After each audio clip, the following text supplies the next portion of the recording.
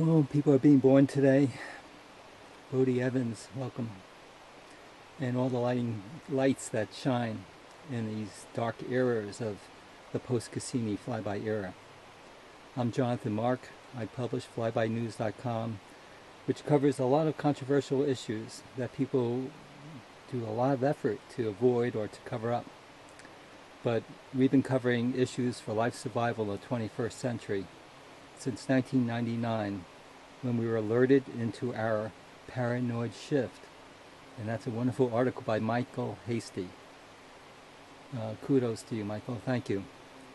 Anyway, at some point, a lot of people are having paranoid shifts where what they didn't want to believe for a long, long time, they realize it's real. And we're in this kind of crazy Orwellian stage. And with all these distractions and elements of the mainstream media pollution and mind control of all of us to some degree. So we're waking up with flybynews.com. We're doing our best. On our website we have a health blog and we have poetry. I've been writing and following this path since I dropped out of college in 1969. Ended up in Woodstock. Traveled across Canada. They didn't want me in the draft. And joined a community of people and been working to be as a public relations man as much as I can to any key endeavor. What gave me access to Flyby News was my friends that I worked with, a high-tech company called Advanced Research Development Incorporated. Alvin Marks was my mentor in technology. And he had 121 patents, and he was the one of the developers of polarizer films. His was used in the House of Wax, in the movie theaters, in these 3D viewers. Anyway, he was working on a solar technology using this product he was calling Luminoid that had a patent, but we never demonstrated working. And in the claims that we had very high efficiencies, no, we didn't even demonstrate it working. So it was humbling. But I found a group of scientists and engineers to work with, and we formed a company in 1995 called Microphotonics Incorporated. Later it became Regen Power Systems Ltd. And that's still alive and well, doing research and development on a new engine technology using conventional science with, I would say, innovative design changes on the mechanisms to make it operate a little bit better.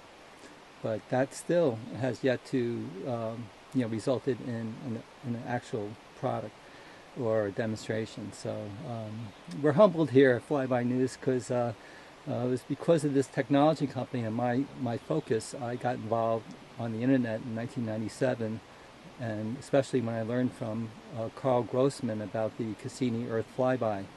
And that was my paranoid shift. And he showed me on the web exactly where they plan to use weapons in space and gain control of the whole world. And so, my first campaign was to stop weapons from entering space. I realized it was too late to stop the Cassini Earth flyby, but at least we were exposing it. In 1999, on August 18, going at around 10 miles per second, this space probe that was launched by NASA in 1997 circled around Venus twice for an acceleration. That's what they call flyby in space. And then it came back for an Earth flyby, which is to grab the gravity acceleration of the Earth, but not enter the atmosphere, because if it did, it would have released the 72 pounds, 0.3 pounds of radioactive plutonium that would have exposed 5 billion people of the Earth with this radiation content, pretty much. So I thought it was a crazy idea to risk so much life for a study of the origins of life. I mean, do you have to threaten life to study the origins? And so that's what gave birth to Flyby News, and we pledged to cover issues regarding life survival in the 21st century. So we've been ahead of the game in a lot of issues because we were there dealing with the military-industrial complex while the elections were being stolen in 2000, when the 9/11 events happened, and researching that and putting out evidence that were covered up and destroyed, materials taken away at the scene of a crime. That's highly irregular, but a lot of people would accept the official version because they were afraid, and they didn't want to lose their jobs, and it was just scary to think about. I think more people are becoming awakened to 9/11 more than ever before, and I want to recommend the film called Incontrovertible 9/11 Evidence by Tony Rook. Not just for you to watch it, because you're probably pretty far out like me if you're going to Flyby News, but to bring to your police or fire station after you watch it, and then give it to them and tell them you're giving them as a gift that was produced for police and firefighters, and it's regarding the incontrovertible 9/11 evidence. And would you be interested in reviewing it? And make sure they say they are, because every place I've been to, they were very welcoming the information, and they promised to review it and possibly pass around their precinct or fire station. So I'm only in one little area in New England, central New England, so this would be good to happen worldwide. And you can get the film at incontrovertible911evidence.co.uk. And Tony Rook, besides being a masterful filmmaker, he's a musician, and he did his own sound backing of this film. And so, as an amateur filmmaker, realizing how important music is to give depth to your emotions and feelings while you're discovering things and learning things, it's very, very engaging. And for anybody with a half-open mind and willing to look at the film, it goes for 2 hours, will be, they'll be over the edge, and they'll be aware of it, and won't be against one another, would be allies of realizing this is our situation and what can we do about it. And if they go to flybynews.com, they could find some ideas that we're presenting, as well as a lot more resources, and our concerns of the energy pollution's impact on our environment, and not just the CO2, but also the geoengineering and the chemtrails being laid that I can see in the sky behind me. I see it maybe almost twice a week, and it's undeniable. And you go into the valley, it's like the big horizon. You can see a line from one horizon to the other, so there's something going on up there, but they're not communicating exactly what. So people speculate, and then people get scared of these topics. But there is possibility there for a weapons system, because they're going around the world with it. It's filling it up, and they like playing with weapons, exotic weapons, and maybe the concern of the UFOs or something. Flyby News does have a section of UFO credible evidence and witnesses, and I wouldn't say that we conclusively proved anything, but for good level testimonies by military people is there, and you can read their transcripts. That was done by Stephen Greer and the group called the Disclosure Project. And they had a press conference in 2001, just before the events of September 11. I think that took away from the thunder of that press conference, because there was guys there saying, yes, Roswell, there's something there, and I was there, and I'm not gaining anything by telling you this. And one military officer talked about being in the bunker of where the nuclear missiles, and they had a UFO hovering outside, and for some reason their whole system was shut down, and including all the hardware was down in the bunker with them, so they couldn't figure out how this hovering object could have produced such effects. And so there's hope in the world.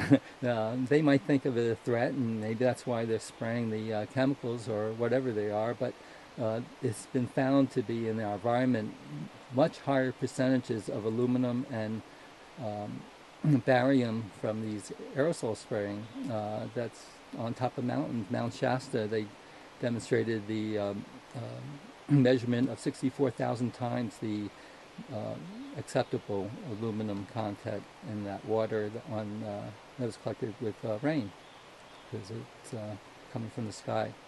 So we also cover the moon landing hoax, which we feel very hopeful that by 2019, what's going on with 9/11 will finally get through to a large enough majority to understand that we never went to the moon with astronauts in 1969 and 1972. Those 6 missions were made up and Hollywoodized, and if anything, they were in low Earth orbit, and there's evidence of all this that they can't penetrate the radiation belts protecting our atmosphere, and they don't have the technology to protect themselves. So they tried in 1998. It was documented by CNN that the astronauts only reached an altitude of 350 miles from the Earth with their suits on, deflector gear like they had in the 60s, and the astronaut was reporting flashes of radiation inside their skull with their eyes closed. So, and they called it killer electrons. And how they do it years ago, that's a good question. And if you look into the resources at flybynews.com, and particularly, watch a couple of films with scientists and engineers giving some details on why they believe it was an absolute folly.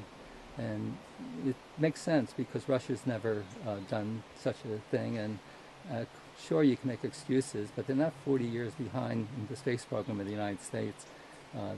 Only robotically can we send spacecraft outside the radiation belts of the Earth and not harm the living being, because the radiation is very hostile to life, and that's why we're so blessed on this Earth with a electromagnetic field that once created and helped maintain life on Mars.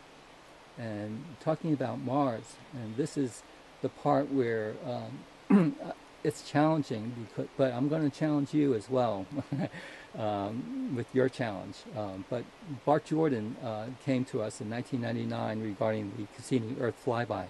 So he's showing that he's the one that got published in the Encyclopedia Britannica that was published in the 1966 and 1973 editions under the Mars stats box. So look at Mars and the stats, and I have that posted at flybynews.com. These numbers in kilometer and miles regarding the exact distances of Phobos and Deimos, the 2 satellites around Mars, to the center of Mars. And he claims to not only have that, but he has those. He's the only one that explains where those numbers come from, which he deciphered from the ancient Greek language. And he can show the relationship of those numbers with the work that he'd done on the Mars Mariner 9 mission and the Mars Viking missions. And in 1976, the Mars Viking mission took the photos of Mars on the 35th orbit in the 72nd frame and the 70th orbit in the 13th frame. Bart knew exactly what he was going to see there from deciphering this ancient Greek language, and he can show this and the conversion of these languages to these number factors.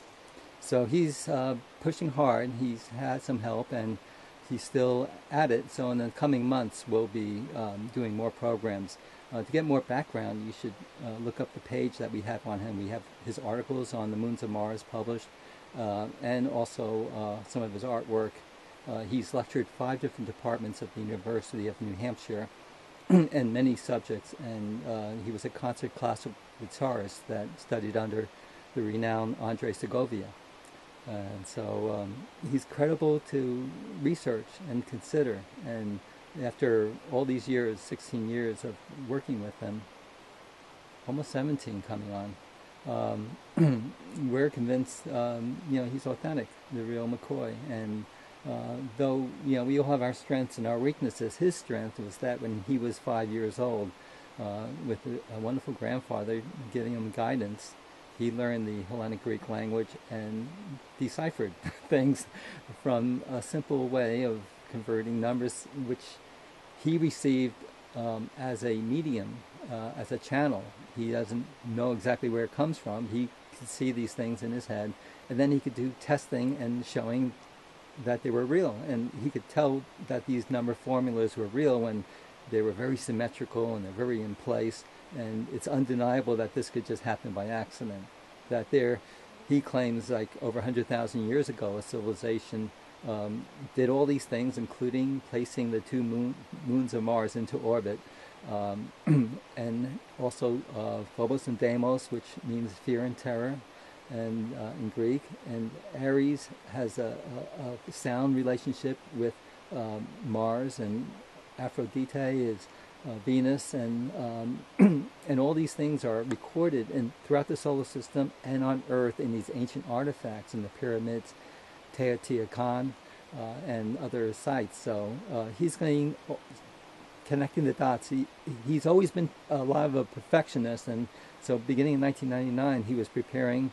And in 2004, when he felt 6 months away from the alphabet and string and this whole basic book that he was going to present with all these details in it, his apartment was raided by his housing unit, claiming it was mold, and he lost a lot of the stuff. He got traumatized by it, and yet through all this time, we've maintained a relationship and trying to give him as much assistance as we can. So Flyby News is one of the sources, but you'll find other sources of people that say that he's absolutely something else, and including his work on the Manhattan Project when he was 8 years old, from the work that he did and all the connections. So I won't go too far into that, and I appreciate everyone's skepticism because you don't have 17 years of experience like I do. But I do have everything I published up there, and if you have any questions, send me an email at noflyby@yahoo.com, Jonathan Mark, and I'll get back to you, and appreciate all the support and interest in this work. Is that the name was heard by the Spanish, who almost had tin ears, in effect, because they called it Teotihuacan, and that's not correct. It's actually, in the Greek, it's Teotihuacan. Now, if it's said that way, you can hear the Indianness of it, I think. Yeah, yes. Teotihuacan. It doesn't sound like Teotihuacan. Yeah. But it's the same thing with the so-called Anasazi. The Anasazi is what everybody says. The Navajo say that word all the time. They say now a lot of Navajos say that it's a Navajo word, when in point of fact it really isn't. It's Anasazi. But the minute it's said right, you can hear the Indianness of it in terms of the rhythm, Anasazi. And what that was it was a stand-in, and comes to the same number as harmonia, because the Anasazi were the people of harmony, not enemies, which is what many Navajo were said to say of their people in the same areas as themselves. Remember, they were nomadic, and these other people were builders, and so there was a totally different life. But the Navajo that are really well-heeled, not just well-heeled, but very educated, know that doesn't mean what people say it means. It doesn't mean enemy at all. It means the people who taught them everything they know, in effect. Wow. And therefore they were beholden. But in any event, what I'm saying is that Teotihuacan, with its measurements, gave us a preliminary statement, because it's actually a musical string going from here down to here, over to here, and up to here, and down over there, going across there. So it's a musical string of a length and a vibration thing. Now, the interesting thing is that the end numbers of these calculations that I'm holding in abeyance, those ending three of the last digits go to 24, which is the Hellenic alphabetic numbers, 25, which is the Germanic, and then there's the Hellenic, which is 25. And let me start again. The Futhark, of the Germanic, is on the outside. Then you have monkey in the middle, which is the Hellenic, and then you have the Semitic on the far side. And so what it says, in effect, that is, if 584 is in the middle in each case, which is why it has its name, Teotihuacan, or Teotihuacan, it's because it adds up to 1239. Now that's very interesting, because there's only one other linguistic unit that admits of this using the Greek letters, and that is the name of the sun, Ekike, the name of the moon, Ilargi, and then the name that comes down here, Artizar, but on either side, which is Venus, but on either side of that is Zinta Belar.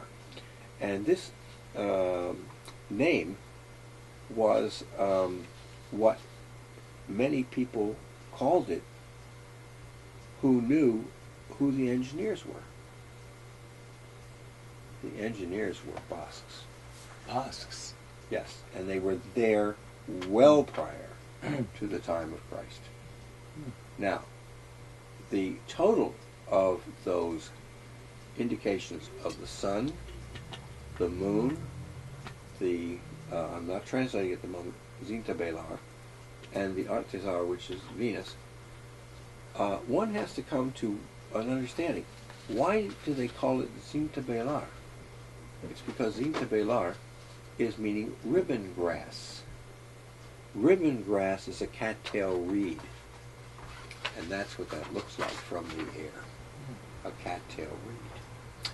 And so it's a very specific term, and if you spell them out, they also come to 1239 exactly.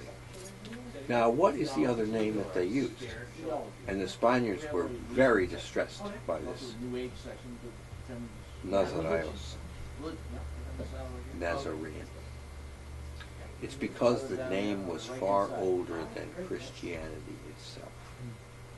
So that seemed to mean to the Indians at least, and they were trying to communicate this to the Spaniards, that the man they called Jesus and the faith that they followed in his name was actually the name of a sect, not a place name, that was engaged in the keeping of the sciences of the ancient world. And there were two involved. There was Nazareos and there was Magdalene. And of course that would be Jesus, so-called of Nazareth, which is not true because there was no Nazareth in Jesus' day, and Mary Magdalene. But the point is they were also the names of the science people who kept the record. They were in effect time singers. And I knew this, but what I was welcoming was the opportunity to show why this was the case. So I gave LeMay what he wanted, but I also got more than what he had asked for, because this was just the beginning. We then measured site after site after site, and of course I had the shamefacedness of having to go back to Giza, because I had made a mistake on the north face of all things to make a mistake on. I can't believe it, with the casings in place, the casing blocks in place. I made a mistake on the Great Pyramid in Giza. It was only like something like, 3/4 of an inch, but that's still bad. You don't do that when you're looking at the process of how it got to be what it is. But in any event, I had to go back. But in that, I can tell a story about myself very quickly. The two surveyors and I, we went back. We accomplished it in half the morning, less than half the morning. So since we had Department of Antiquities vehicle and all that stuff being cared for, and the people that needed to get the bakshish all had their payment, and they were satisfied. We mounted a couple of camels, and we went down and measured Saqqara. Yeah. Now, we had crude instruments to do it, but we did it, and the surveyors agreed with me at the end of the day, because we didn't do everything, but we got the basic sight lines down, and we measured the step pyramid very carefully, but we did it, and we did it in the space of that time. And then we came back when the dark settled by camels, and nobody realized that we had gone anywhere. But we measured it, and we proved beyond any question that Imhotep was actually using Greek measures throughout. And yet it was way before people thought the Greeks had any real position there. Right. But we're finding out that they were just about everywhere. Yeah. And I can believe it, because they were,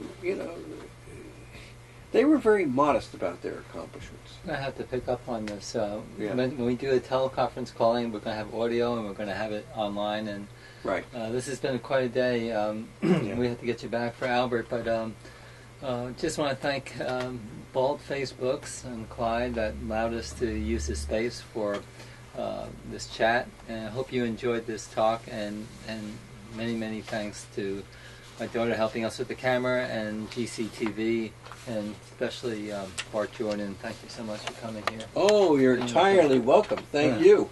Thank you very much.